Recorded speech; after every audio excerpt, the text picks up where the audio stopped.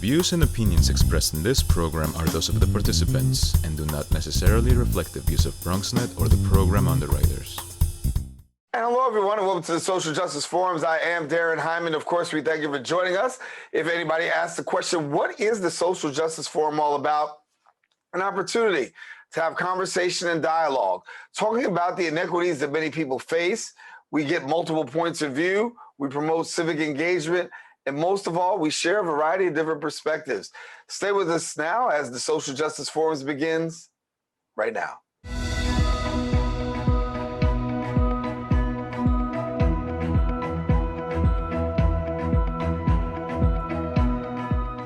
And welcome back to the show. Our next guest has become one of the nation's best-known reporters through his reporting for the Washington Post, his lighthearted commentaries on NPR's Morning Edition, and his books and articles. Now, his recent book, A Fine Mess, A Global Quest for a Fairer, Simpler, and More Efficient Tax Code, suggests what the U.S. should and should not do as Congress embarks on a major effort at reforming our federal tax system. He travels around the world to solve the urgent problem of America's failing tax code. Joining us now to discuss more is journalist, author, and documentary filmmaker T.R. Reid. And T.R., good to have you, and we're glad to have you here with us here on the Social Justice Forums. Good morning. Great to be on your air. Thank you. Thank you, and thank you for taking the time to really talk about this here, because when we talk about the tax code, obviously a lot of people are concerned. We know the recent developments have really shifted in a way that leaves a lot of Americans asking questions. So talk to us a little bit about where we are today and what you see happening. Well, the United States has the most complicated tax code in the world. It's harder to file your taxes here than any other country. And we don't really allocate the burden of taxes fairly. Everybody has to support an army. We need an army to protect us. Everybody has to pay for building roads and picking up trash, putting out forest fires. We have to pay for that. Most other advanced democracies ask rich people to pay a larger portion of that, either through an income tax or a wealth tax. If you have $50 million, they take $1 million of it every year in taxes. The United States has a tax burden where for many people, for up to about $2-3 million a year, making $30-50 million a year, actually pay less in tax than average working people. Other countries don't arrange it that way. We have tried to fix this many times politically, but those very rich people have a lot of clout. They invest in Congress. They contribute to Congress members, and then those people vote to keep taxes low for the rich. So that's one fundamental difference between the U.S. and the other advanced democracies in tax. Yeah, you've been covering this for a minute, but talk to us about the last time that we had this shift in the tax code under the Trump administration, something that we haven't seen move so fast, so quick, but yet and still Congress was able to get this done. Yeah, that's the 2017 tax change, sometimes called the Trump tax reform, although actually President Trump had very little to do with it. He kind of sat back and let Congress do the work. And that did, I have to say, that did eliminate some giveaways to very rich people. There's some good stuff in that bill, but overall, it increased the burdens on lower income people, particularly after 2026. That's when taxes go up for lower income people, and really made huge savings for those people making 10, 20, 40, 50 million dollars a year. They came out great under the Trump tax code. And as a result, the IRS, the US government, is taking in much less tax money than it used to. So the Trump tax code added $1.75 trillion to the national debt, which is interesting if you think about it, because Republicans generally have been pretty responsible about not running up debt, but they loved that tax bill so much that they just ignored the huge increase in debt that it caused. Yeah. Do you think for most Americans, I mean, given the fact that this new tax code really does not take effect until 2026, those particular at the lower rung, they're not going to get an opportunity to really see what it really, how it really plays out. it's almost like you're numb right now, but in 2026, get ready for the big bat to hit you. Yeah, well, what they did is they made taxes lower for just about everybody, but for lower income people, people at an average income, that goes back up in 2026. It's the rich people who got the permanent tax break. And the reason they did it that way was because of this huge deficit that they were running up with lower taxes. After X number of years, they felt they had to go back to the former higher tax rate, but they only did it for average earners. Rich people come out fine in perpetuity. Yeah. You know, I think for most of us, we could say, shifting gears for a second, that healthcare, we talk about the issue of healthcare. It seems as though like a no-brainer for a lot of people who aren't Americans. But when it comes to us, we still are scratching our heads to finding ways to make affordable healthcare for all. Give me your perspective on where we are as far as our healthcare and compare it to the world. Yeah, well, as you know, Daren, I went around the world talking to health ministers, prime ministers, economists, doctors, patients, all the other advanced democracies in the world, countries like us, high-tech, industrialized democracies. There are about 35 of them in the world, and every one of them provides health care for everybody, all but one. The United States is the only one that doesn't provide health care for everybody. At the moment, we have about 30.5 million Americans with no health insurance. And that, A, it hurts their health, but B, it's also more expensive because when those people need a doctor, they go to the emergency room. That's the most expensive possible place to provide health care, and it doesn't really provide long-term engagement with the doctor. When I went around the world, I would say to people, gee, why did you decide to provide health care for everybody? And the first answer I always got was, why don't you? I mean, the US is the strongest, richest, freest country in the world. We are number one in many areas, but in terms of providing health for people, the US is a fourth-rate power. There's an organization in New York, the Commonwealth Fund, that issues report cards to different countries. And the US constantly ranks last or second to last among the rich countries in health outcomes. We don't live as long as people in Germany, France, Japan, South Korea. So we pay twice as much for healthcare as other rich countries, but we get a lot less in return. Yeah. So you decided to write about it. You got a book, The Healing of America. And I want you to get an opportunity to share with our viewers a little bit about what was behind the book and what people could expect. Yeah, you know, I was a foreign correspondent, as you said, for the Washington Post and NPR. When we lived in America, I have 3 kids. One of my daughters had what's called otitis media. It means earache. She got regular ear infections. And we would go to the pediatrician and she would say, yeah, she's got an ear infection. I'll give her a shot of penicillin. That would fix it. And in America, that costs, you know, $120 to $180 for that visit. We moved to Tokyo, Japan. My daughter got an earache. We took her to the doctor. He said, oh, she has an ear infection. I'll give her a shot of penicillin. He gave her the shot. You know what the bill was? $4.80. This cost $120 in America and $4.80 in Japan. So I said, gee, how can they do that? And the Japanese have much better health outcomes than we do. They cover everybody. They charge almost nothing, and they're much healthier than we are.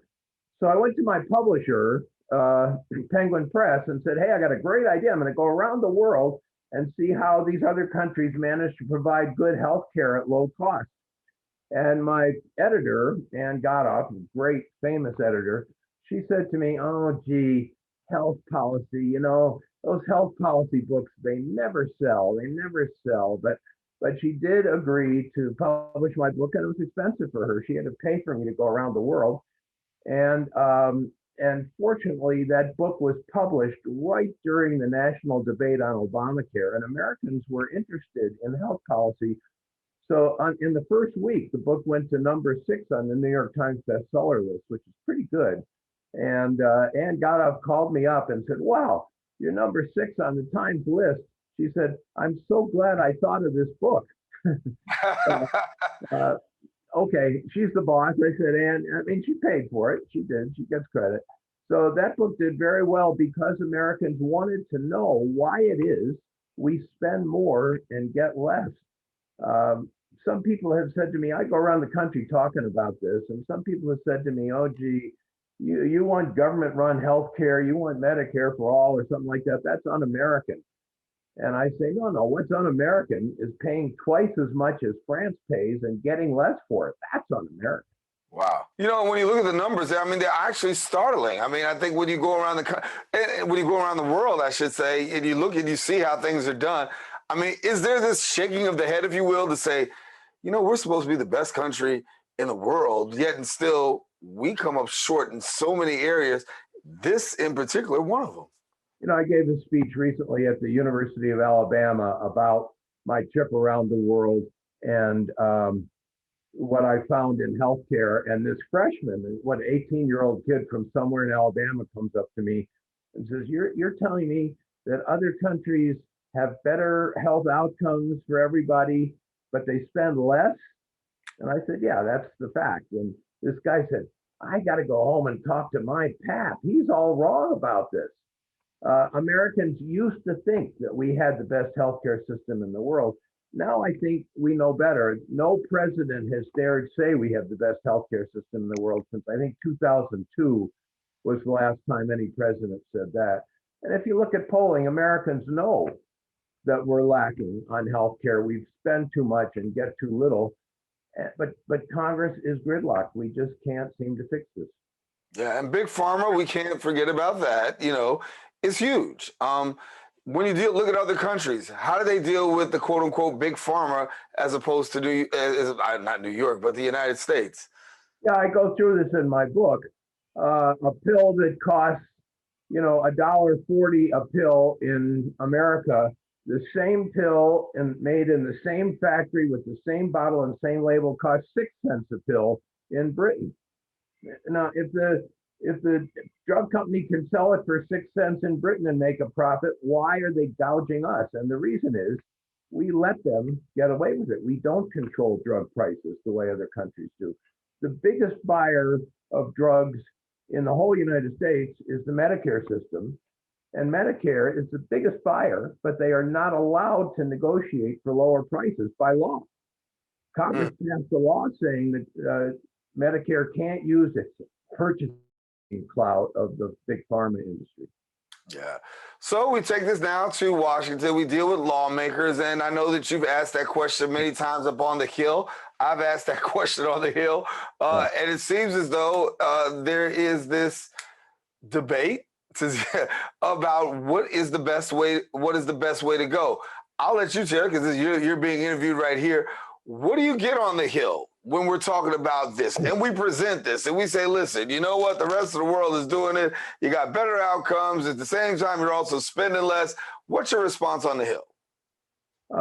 Even Republicans, the most conservative Republicans, will tell you they think we ought to provide health care for everybody, a decent, it's a moral imperative. If your neighbor is sick, if your neighbor has hurt his leg and can't get to school, doggone it, let's get health care for that person and give them a chance. I think everybody in Congress understands the moral requirement to care for our fellow citizens and provide them health care, but they just can't agree on how to do it. Some people say, oh, gee, if the government would just get out of the way, we could solve this problem. But, you know, that's not true. The government has gotten out of the way for the last 50 years, and the situation has gotten worse. And then some people say, yeah, we really need to make laws to provide health care for everybody.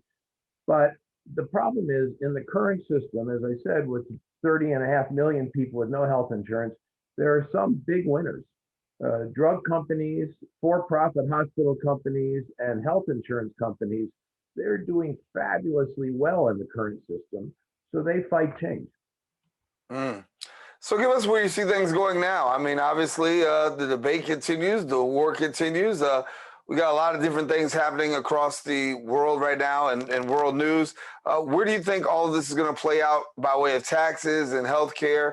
Are we going to even be able to address this effectively, given the fact we've got Afghanistan we're talking about, COVID we're talking about? How are we going to look at this? Well, I think eventually the Biden administration is going to come around to healthcare. Certainly, President Biden, when he was a candidate, said he was going to work on healthcare.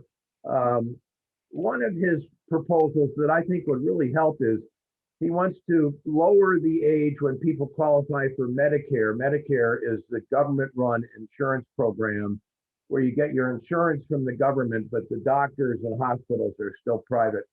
Currently, that starts at age 65.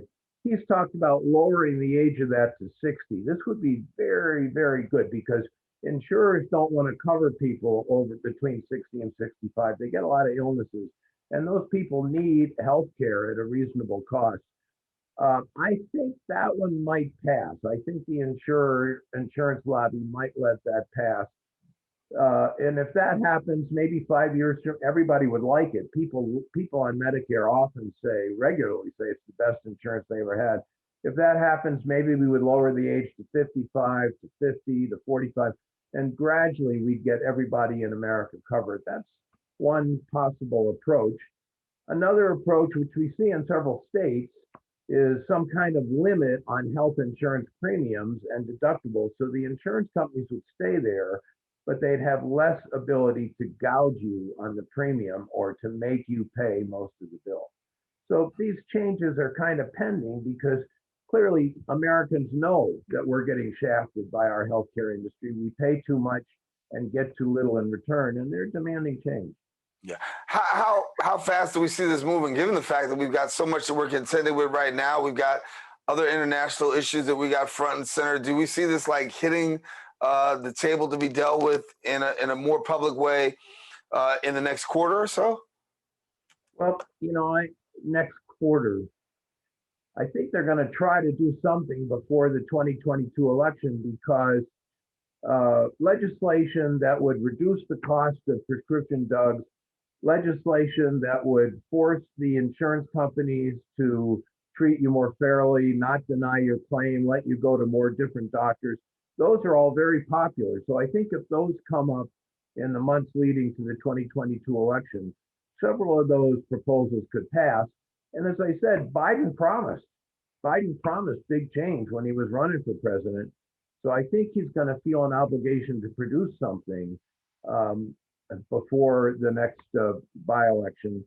They really haven't done much yet. They've talked about it, but they haven't proposed any legislation. And I think we're going to get to the point where they feel, the Biden administration feels an obligation. TR, it's been wonderful having you. Definitely an open forum for you to come on back and share with us. I appreciate the conversation, taking time out of your busy schedule to be with us here on the Social Justice Forums. Daren, it's a good show. I'm delighted to be on your air. Thank you. All righty, TR Reid, our guest. Thanks much. And listen, we got to take a quick break. We got more show. Please don't go anywhere. We will continue our conversation on the Social Justice Forums.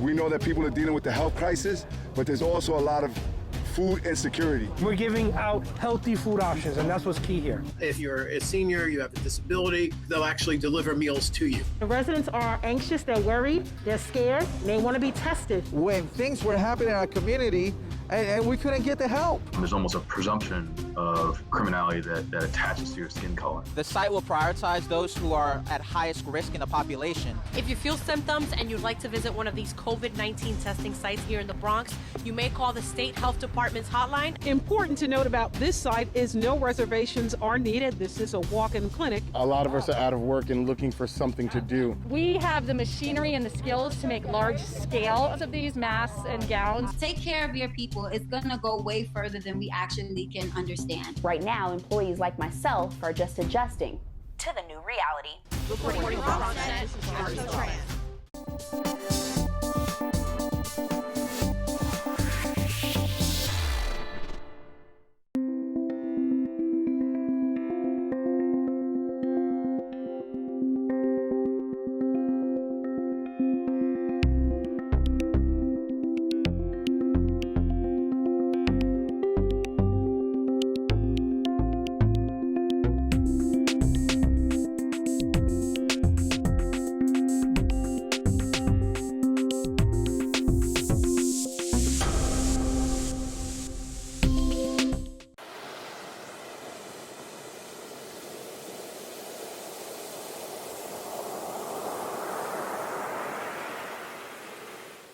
Welcome back. You often hear the words community and police. Question is, how do you bridge the two together? Well, we recently sat down with retired NYPD homicide detective, author, and empowerment speaker, Dr. Alfred S. Titus Jr., discussing the work of his organization, Forward Motion Life Success. We want to go to that interview and bring it to you right now. Joining me now and sharing more, I am joined by the retired NYPD homicide detective, author, and empowerment speaker, Dr. Alfred S. Titus Jr. Dr. Titus, good to have you with us. Hello, Daren. It's a pleasure to be here. Thank you for having me on this great platform.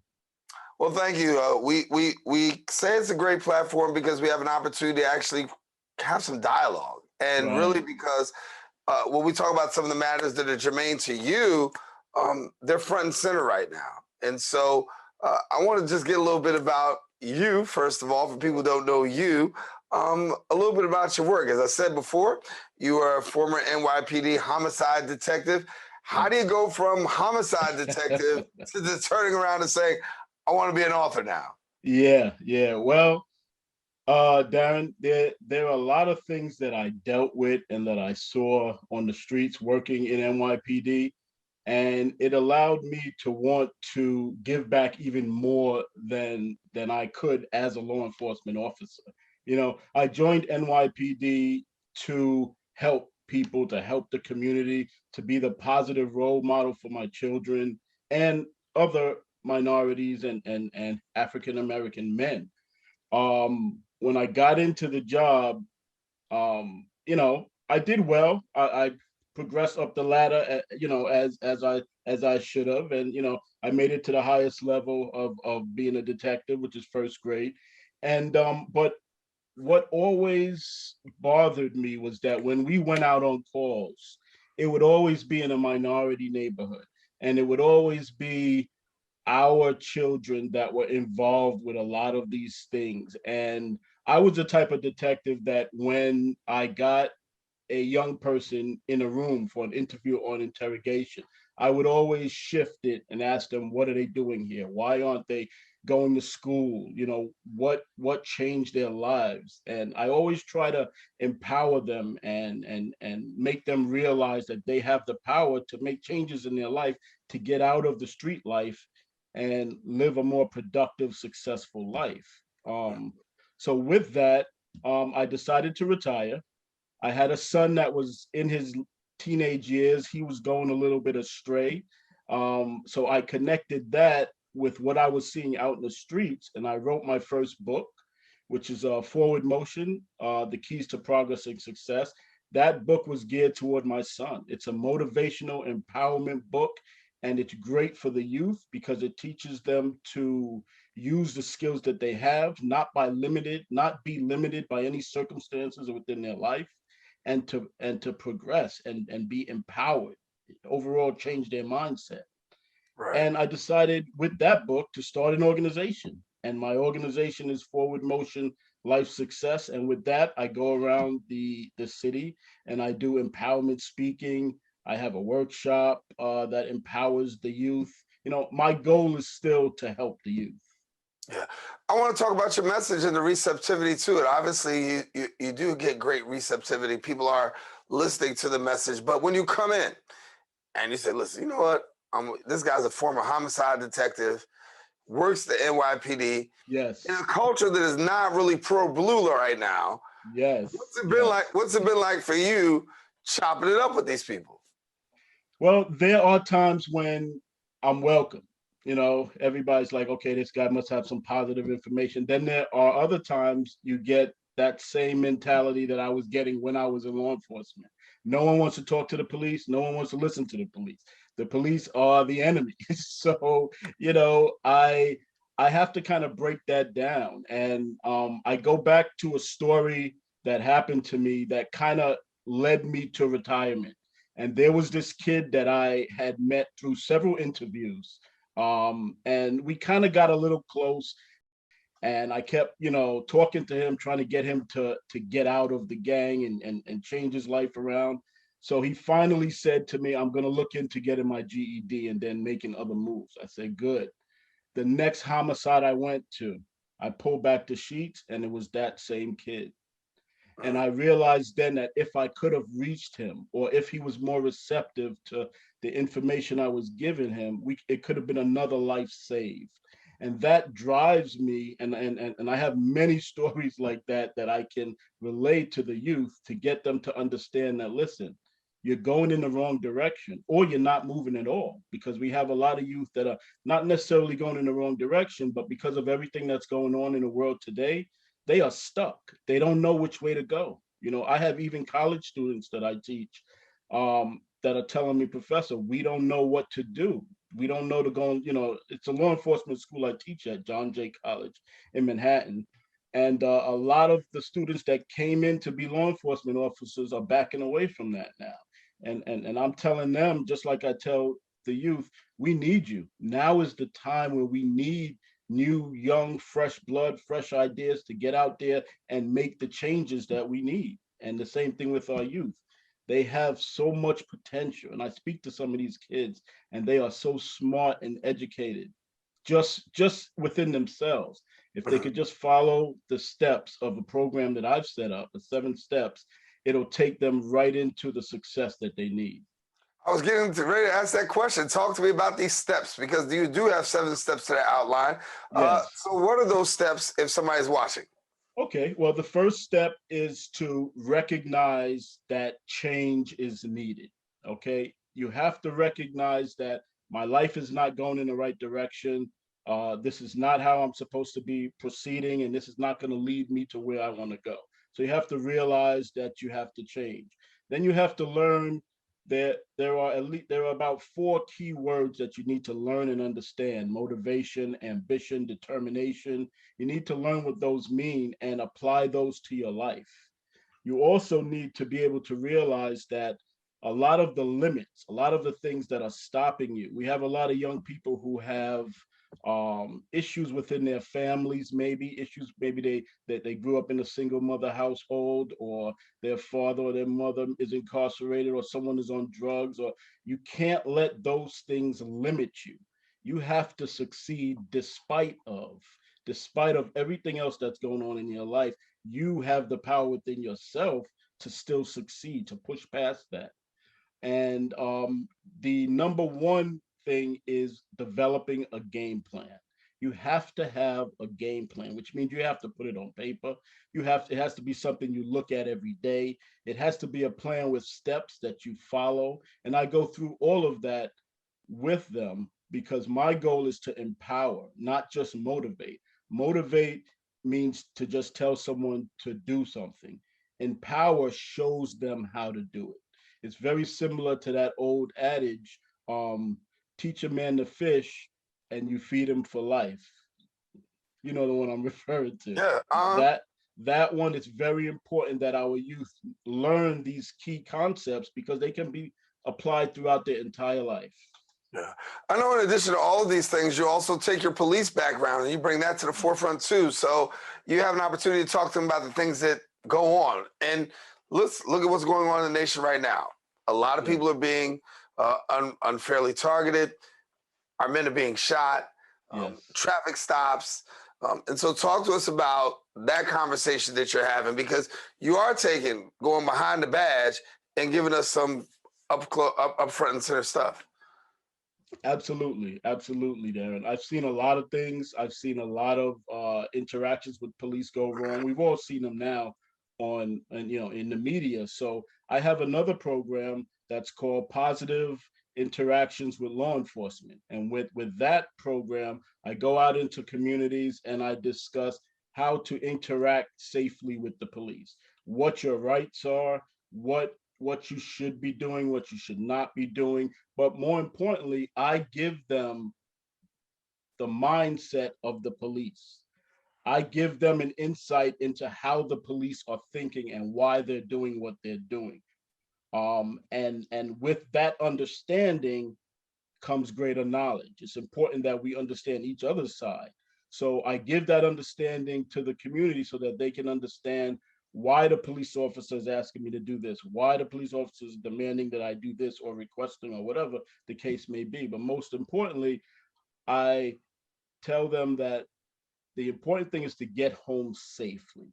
That means that if there is something that if the police officer is disrespectful, if the police officer is doing something that you think is illegal, that right there on the street may not be the best time to handle that situation.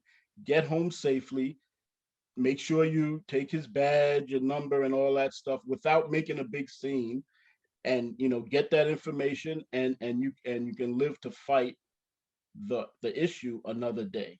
Because more than likely it's just a summons or a traffic stop or something like that, and it doesn't really have to get to the point where there's a physical confrontation. So I break that down into what they can do, what they cannot do, what a police officer can do, why he's stopping you, everything. I just provide clear understanding so that our youth can react properly and get home safely. You talk about a mere incident, and you talk about a small incident that went too far, George Floyd. And we know that the death of George Floyd was preventable. And when people watch the death of George Floyd and now the conviction of former police officer Derek Chauvin, a lot of conversation is had. Talk to me about what it's been like for you, who's worn both sides, right? Yes. But now on the other side of this, you're going out and you're talking to people, you're dealing with people. What do you feel needs to happen right now after the Derek Chauvin verdict? Well, from the law enforcement aspect, the first thing, I've had many conversations about this. I'm sure you can imagine. So the first thing is that we need to get rid of police officers like Derek Chauvin. That's number one. We need to keep the pressure on law enforcement, keep the pressure on government, and that means protest peacefully, whatever it is that is happening. Because believe it or not, and a lot of people may not realize it, there's a lot of change happening, Daren. A lot of change is happening, especially here in New York. The qualified immunity thing, the laws is being changed, the chokeholds, everything is being looked at. Now is a great time to get into policing. And that's what we need. We need more minorities, African-American men, Hispanic men to get into law enforcement, and then not just get into law enforcement, but try to reach the levels where you are part of the decision-making process. We now have a few people in key positions throughout the department, and it's changing quickly. We have women progressing, we have African-American progressing. We need more of that, because when we are making the decisions on how we police ourselves, it will be done completely different. We have too many capable African-American males that are shying away from law enforcement. And to be honest with you, you can't really blame them when they don't know the insight, but the benefits of the job, in addition to what you could possibly be a part of, it's no longer going to be the old law enforcement that everybody knows. Law enforcement is under a huge transformation right now. So now's the time to get, excuse me? I didn't mean to cut you off. No, good. But I was going to ask the question. We talk about changing. I wanted to ask about diversity in the NYPD. Talk to me about the diversity. Are you satisfied with what you're seeing as far as the diversity in that makeup? Yes. Well, to be honest with you, and most people would not realize this, there are more minorities in NYPD than there are Caucasians, believe it or not. However, when it comes to the decision-making ranks, when it comes to the lieutenants and the captains and the chiefs and the inspectors, that's where we are absent. That's what we need. We need more of us in a decision-making position. I am not happy with the makeup of NYPD. I need to be more diversity in the upper ranks, and just more people taking the test. It's a career. It's not a job. It's a career where you have a pension, you have health insurance for life, you get a pension for life. These are things that can be the beginning of creating generational wealth. But we have to make key moves, and a lot of us are shying away from that. And it's now time for us to embrace it and get involved on the inside. That's where change can be made the easiest. Yeah, I think that, when you look at a career, people don't look at it as a path to a career. They just look at it as cops. Yes. And unfortunately, I think you miss a lot of that because some of the conversations I've had with people about why not become a police officer, they're viewed as cops. Yes. And because they're viewed as cops, I don't want to be a part of that. Right. But when we really think about it, the career and also the opportunity to have influence and impact within their very own community. I've often said change doesn't start on the outside, it can start from within. Absolutely, absolutely. And that's what a lot of our young people need to take heed of and, be part of the solution, Being a part of the solution is definitely a part of it. You're a part of the solution now, and the conversation is being had. We talk about from a police perspective. We talk about from a young person's perspective. But as we draw down to a close, talk to me a little bit about where you see things happening going forward. The summer's upon us, busy time, and particularly for our young people. Yeah. Now that we're getting a little bit more time out there, what's the message?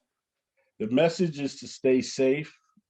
Go to my website, look me up, reach out to me. I want to be part of the change. There are tremendous opportunities since George Floyd.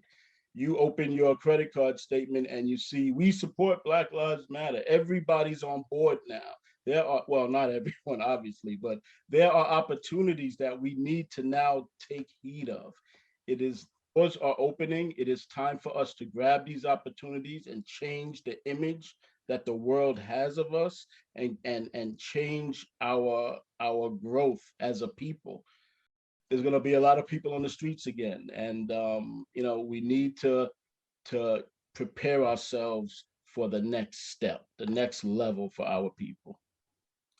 So, well, thank you so much for being with us, Dr. Titus. I think it's been great to have this conversation. I want to bring you back, certainly, that we might be able to share in the conversation and be able to let people know exactly how to balance this out. I think there's a balancing act that needs to happen. You know both sides, so hopefully you can bring some more balance to our community. Thanks a lot. Thank you. All righty. Well, guess what, ladies and gentlemen? We are taking a quick break. We'll return with more show. Stay with us coming up in a few.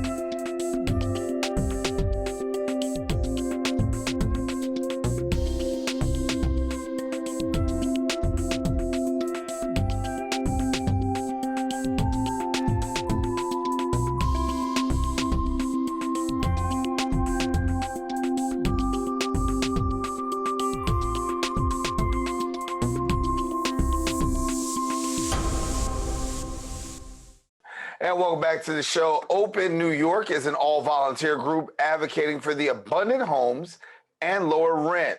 Now, the group believes in housing for all and housing of all types, and it supports more social housing, as well as government-subsidized housing and then market rate housing.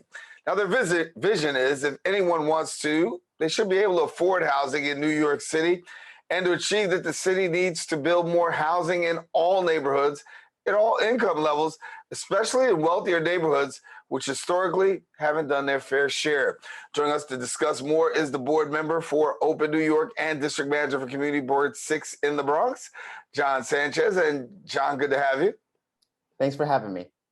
You know, the thing that really sticks out for me is that part of this vision is that everybody should be able to afford housing and to have a home in New York if you want to. But we know that isn't the reality, as home prices are just ridiculous. So how do we get to the place of having more affordable housing, more homeowners for more city residents? Well, the first challenge is that we're just not building enough housing, as ironic as that may seem to people that see construction in their neighborhoods. The census numbers just came out, and New York City gained about 600,000 people, but only 270,000 new housing units were built. And it's inequitable as well. There's 59 community boards that represent neighborhoods throughout the city. Of the new units of housing that were built, only half of them were built in only 10 community boards. So 49 other community boards aren't doing their fair share. If we had every community board do its fair share of building housing, we'd have more availability, rents would be lower, and it'd be a more fair city. Yeah, but when we look at it, we see development is going up, but it's not affordable housing. When we look at the rent prices, we have astronomical rent prices. We've got people being priced out and moving out. You've got gentrification happening in other places. How do we tackle this, and how do we make this better? Well, it's a two-pronged approach. One, we need to build much more housing. I was actually looking at apartments on Zillow this week, and I looked for any two-bedroom in the whole city that's less than $1,500. And I found less than a dozen results, which shows you that there's an issue citywide. The second approach is that we know that for some people, even $1,500 a month is too much for them. Even $1,000 a month is too much for them. So in that case, that's where we need the state, federal, and city government to step in to provide vouchers to help with that extra rental assistance. So we need to build more housing, but also provide vouchers for people that need that extra assistance to cover the rent. And so a little bit about your organization, because it's a volunteer organization, but definitely boots on the ground when it comes to making an impact. For sure. We're an all-volunteer group, and we're passionate that every neighborhood in this city needs to do its fair share of providing affordable housing, including the wealthy neighborhoods, such as Soho. I used to live in Soho. I went to NYU. And as a Black and Latino man from the Bronx, my chances of getting into NYU were greater than my chances of living in Soho right now. And too often, rich neighborhoods say that affordable housing threatens the neighborhood of the neighborhood character. It brings elements that they don't want. What they're really saying is they don't want to live near people that don't make millions of dollars. Right. And when we look at that, of course, they feel as though that's not how they want to live. And I want to talk about high-income housing, yes, because there is such a thing as high-income housing, yes, and it increases affordability from your perspective. So share with me a little bit more about that. Yeah, the idea behind the Soho Rezoning is that the city has something called MIH, which means if you're going to rezone a neighborhood, a certain amount of the units need to be affordable. Now, as many of your homeowner listeners may know, $1,000 rent doesn't cover a lot of housing expenses. So the way the Soho Rezoning would work is that the high income rents, the rents that are $5,000, $6,000 a month, those would help cover the cost of the lower rents, the $1,000, $1,500 a month rents. Because it's important for people to know that we all want $1,000 rents across the city, but there's a cost to providing housing. You have to fix the boilers, the kitchens, the bathrooms, and there's a cost incurred with that. So we need to make sure that we're covering those housing costs as well as providing affordable rents. Yeah. And so as you guys are working right now, what do you have currently in the pipeline? Well, the big one is the Soho Rezoning. We're anticipating that the city council will vote on this before the end of the year. And I think it's important that this one goes through because the Democratic nominee for mayor, Eric Adams, has voiced support for this. Other mayoral candidates voices support for it. And this can show the city that there are no gated communities in our city. Every neighborhood, whether it's rich or poor, has to do its fair share of providing affordable housing for our city. Yeah. Well, you get some people who say the city is building affordable housing. How do you counter that argument when they say the city is building enough affordable housing? Well, the fact that we have 75,000 people in the shelter system, the fact that we have 1.5 million people that live in overcrowded conditions show that the city is not building enough. The city has built some units that are affordable. And when I say affordable, I'm talking about $1,000 rents. But there's not enough. As we showed, the pandemic, people have lost income. Even when it comes to rental assistance, the state has done a poor job of providing relief to renters and small homeowners. So we're not building enough, and it's not even close.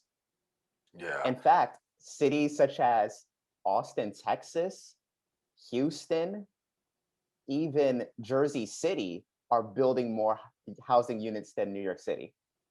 Yeah, but I mean, I've got family in Austin, but they'll tell you in a minute that if you go down to downtown Austin, it's the same thing. The rents are ridiculous. I mean, you have to be able to afford a certain income in order to be able to really substantively live in there. How do we get around this? Because, you talk about affordable housing, and, all housing is not always affordable housing.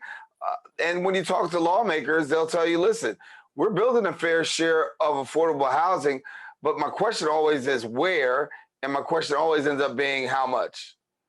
Well, it's important, especially in New York City.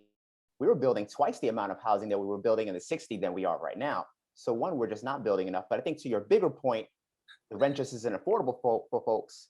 That's where we need rental vouchers, where the federal government provides vouchers for people where they can go anywhere they want in their city to cover the rent. Because the voucher amounts that the federal government sets, they're significantly higher. A federal voucher can cover $1,900 for a studio, $2,500 for a 2-bedroom. The rents that we see when we walk through our neighborhoods, we need to expand the amount of those vouchers. But then if we have all these voucher holders, we need to make sure that there's enough housing so they can use that voucher somewhere. Yeah. I want you to tackle for a few moments the topic of exclusionary zoning and how that pertains to the work that you do. But first, can we do me a favor? I want you to give our viewers a little bit more of an education as to what exactly is exclusionary zoning. Zoning is a word that describes the rules of what can and can't be built anywhere in the city. There's some zoning that only allows commercial development. There's some zoning that only allows residential, etc. Right now, we have exclusionary zoning where we have wealthier neighborhoods in the city that only allow single-family homes to be built. This is really prevalent in areas such as Westchester and Long Island that are near the LIRR stop, but they don't allow 6-story buildings to be built. And there's a pattern of neighborhoods like Soho, Riverdale, BronxNet, where they don't want 6-story apartment buildings to be built because they say it threatens their neighborhood character. I just think they're trying to exclude people from living in those neighborhoods. And that exclusionary zoning needs to be lifted, and we need to have zoning that allows people from throughout the city to live anywhere they want to. Yeah. You talked about Democratic mayoral candidate Eric Adams and him weighing in on the housing matter. What kind of expectations do you have from him, if elected, getting into office when it comes to the issue of housing? I think it's important for our elected leadership to not talk in general terms. If you want to build more housing, it's important that we have a number behind that. New York State lost a congressional seat because we didn't grow our population enough. I'd love to see the next mayor have a bold vision and say he wants to build 1 million more units of housing in the next 10 years so we can gain a congressional seat, and specify neighborhoods that need to share the responsibility of providing this housing. A goal without specifics is just a dream. Yeah. Well, we talked about losing that congressional seat, and I've heard arguments that have been made, and there's some people who've made the argument to say, listen, you got New York flight. A lot of people are leaving New York, and they're leaving New York because they can't afford New York. And so when we talk about losing the congressional seat, that possibly because New York has become overpriced, the price we paid was the loss of a seat. Would you buy into that argument at all? No, because most of the growth that New York did see was from the 5 boroughs. We gained 600,000 people in the boroughs. Most of the population loss came from outside of New York City, areas that may not be as opportune for job opportunities. So I dismiss that. But I think to your point, long term, we need to address the affordability crisis in the city and the state, so we don't go to a situation where we start to lose population in the boroughs. But we're in New York City, the best city in the world, and people will always want to come here, whether they're coming from across the country or whether they're coming from around the world. This is the best city to be. Yeah, and I'll go back to what I just said in the last segment, because I mean, the last question I talked to you about, because you, as you disagreed, obviously we know that more people did not leave New York City. And then there are critics who also say this, you know what, the reason why people don't leave the city is because that's where the wealthier people are and they have more. So they're able to sustain themselves more. How do you argue against that? Well, I think it's important for people to realize, there are certain states that, people mention, they mention Florida, they mention Georgia, but those cities don't have the strong social safety net that New York has. I mean, if you need to get benefits in New York City, it's readily available, whether it's mental health services, whether it's food stamps, whether it's rental assistance. New York City is very generous with that. And also we have a large amount of jobs in this city. We have a good public transit system where, unlike those southern cities, you don't need to have a car. You can take public transit. New York City has a bunch of benefits and assets, and I don't foresee us losing any population anytime soon. We're still the biggest city in the country. We are the biggest city in the country, absolutely. Also, you represent Community Board 6, and let me get some insight into what's going on over there. Yeah, Community Board 6, we're in the Central Bronx. We have Fordham, East Tremont. The board has always approved new housing, whether it's affordable, whether it's supportive housing, or even if it's market rate housing, because we realize that you can't solve a housing crisis by not building housing. So I'm proud that my board has been supportive of more housing. We have a hotel coming up on Arthur Avenue, addition with a 7-story residential building. So we're building a lot here, but we just wish every other community board in the city did the same thing that we did. Yeah. What was the key in turning the corner there? Because obviously, as you've been able to see some success in some areas, what do you fashion that around? I think as a district manager, my job is to inform my board and educate them. And I just tell my board, here are the stats. Here's how much housing we have. Here's how much housing we would need to cover everyone. Here's how many shelters we have. And the board realizes the more housing we get, it eases the burden for people to live here. And most people want to have a neighborhood where housing is abundant, where their family members can move into the neighborhood, where people can move within the neighborhood. And our board member gets it. Yeah. Public involvement. That's, we talked about part of our show is dealing with civic engagement and really getting the public more and more involved. But in the height of COVID and just coming out of COVID, dealing with the Delta variant, a lot of us are asking the question about how involved are people in their community, given the fact that, a lot of people living in survival mode. How do you find community involvement and engagement in the work that you got going on?